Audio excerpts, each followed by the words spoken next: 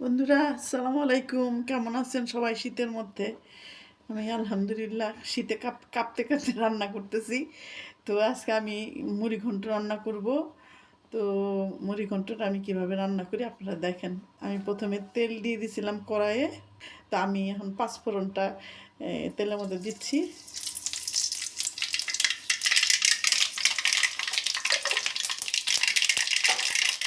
তারপর পেঁয়াজটা দিয়ে দিলাম।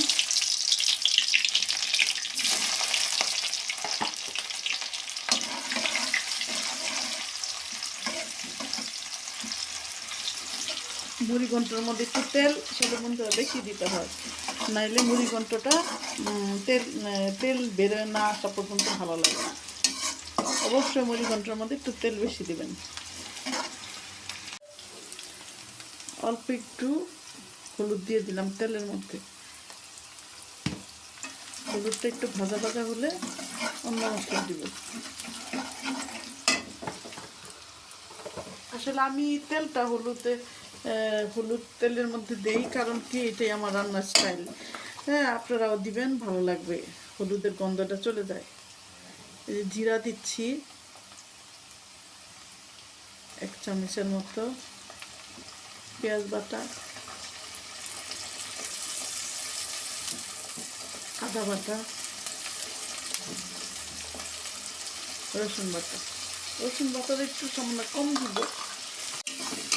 আসলে মুড়ি ঘন্টটার মধ্যে সম্পূর্ণ মাংসের মশলাটাই দিতে হয়।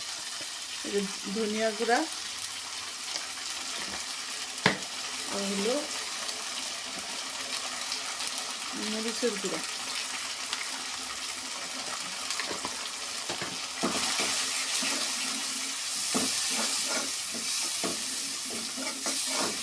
লবণ দিব।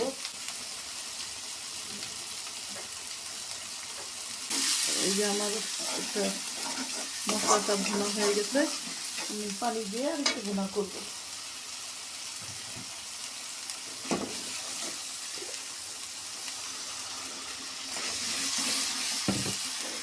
আমি তো একটা তেজপাতা দিয়ে দিলাম। এখন মাছটা দিয়ে দিব। মাছ ছেলে গাজীপুর থেকে একটা বড় মাছ নিয়ে আসছিল, প্রায় 7-8 কেজি ওজনের কাতল মাছ। যেটা দিয়ে দিচ্ছি, এখন ধুয়েতে রেখে দিচ্ছিলাম, দিয়ে দিচ্ছি।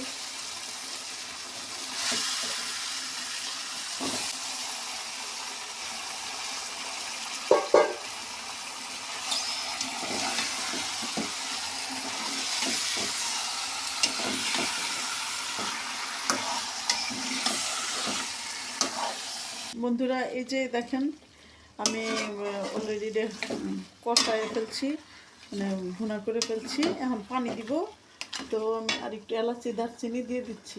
এই যে এলাচি দারচিনি দিচ্ছি। এলাচি দারচিনি মুড়ি ঘন্টার মধ্যে না নিলে মুড়ি ঘন্টটা আপনার ভালো লাগবে না, কারণ এই মুড়ি ঘন্টটার মধ্যে সম্পূর্ণ মাংসের মশলা দিতে হয়। তো এলাচি দারচিনি আমি দিলাম।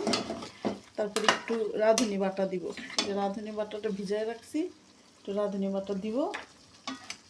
রাঁধুনি বাটা দিয়ে ওর উপরে কাঁচামরিচ দিয়ে দিব। তখন তেলটা ছেড়ে দিবে, তখন আমি আপনাদেরকে আবার দেখাবো। বন্ধুরা, আমার এটা প্রায় হওয়ার কাছাকাছি হয়ে গেছে।